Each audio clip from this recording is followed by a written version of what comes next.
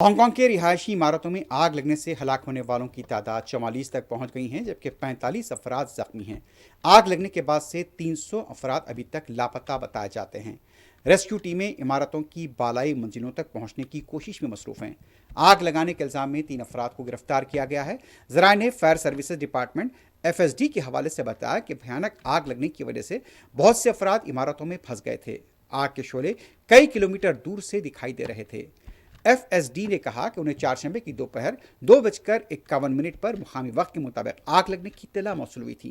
इस दौरान social media पर ऐसी वीडियोस गश्त कर रही थी जिनमें इमारतों से धुएं के गोले उठते दिखाई दे रहे थे। जरा के मुताबिक शहर के ताइपो जिले में एक कॉम्प्लेक्स के बाहर बांस के मचान से आग शुरू हुई, जो देखते ही देखते खौफनाक शक्ल इख्तियार कर गई।